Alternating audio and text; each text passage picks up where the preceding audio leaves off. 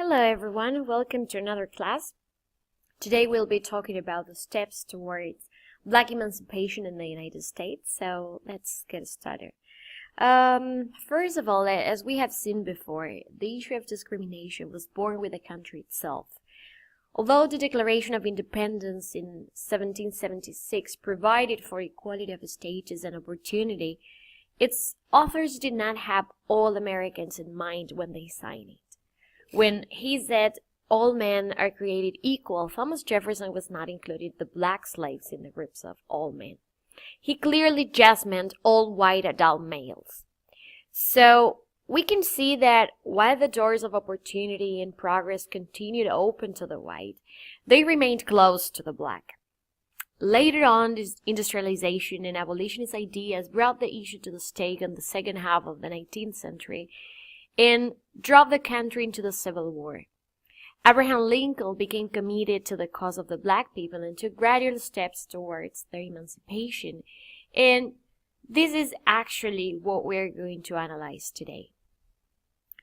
The first step can be traced back to 1865 with the passing of the 13th Amendment, which abolished slavery. In the following years, two other constitutional amendments were adopted to round off the rights of the blacks. The 14th Amendment, granting citizenship to all persons born and naturalized in the United States, and the 15th Amendment, that guaranteed the right to vote to all citizens of the country. Finally, in 1875, and in order to complete the Reconstruction of the South, the Congress passed the Civil Rights Act, which banned racial discrimination in public accommodations. So it appeared then as if the black people were now fully protected by the law and the Constitution. However, that was the case legally, but in social terms, they were still slaves. At the end of the 19th century, the court found a way to legalize what had been the practice before the Civil War. In 1896, in the Plessy versus Ferguson case, the Supreme Court declared that a railroad company could segregate blacks and whites as long as the facilities for one and the other were equal. Therefore, the doctrine separate but equal set in, and discrimination in public accommodations was not seen as contrary to the Constitution. So, we can say that blacks were now making a huge leap backwards. This doctrine was also applied to different areas of life, such as education. And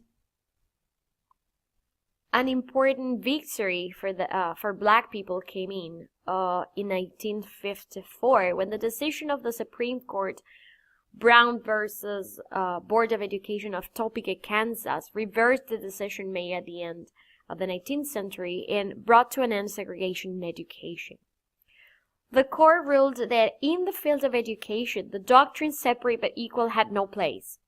This ruling started a revolution in the legal status of Negroes, not only in the fields of education, but in other areas as well. However, the fight took place at the law court only, and it had limited success since the decisions were very often bypassed or their application was delayed in some states. There was even a reemergence of the Ku Klux Klan, and this was to oppose the measures in favor of blacks' civil rights. But then, at the end of the 1955, a black woman refused to obey a Montgomery law providing for segregation in city buses and sat in the white section of the bus. She was arrested, and that very evening, the black leaders of the community called a mass meeting and decided to boycott all city buses. In spite of the numerous arrests and the bombs planted in Negro churches, the black people held on, drawing strength from Martin Luther King Jr.'s teaching of nonviolent resistance. Through the I Have a Dream speech, Martin Luther King Jr. evoked the goals of the civil rights movement. And as a consequence, the struggle over segregation shifted from the realm of law to the realm of politics. It seemed then that the United States was finally living up to the ideals that had so long before given birth to the nation. The champion of liberty and democracy in the rest of the world was finally providing freedom at home as well. So what about now? What about the present? The question of racial discrimination still seems to be an unresolved issue.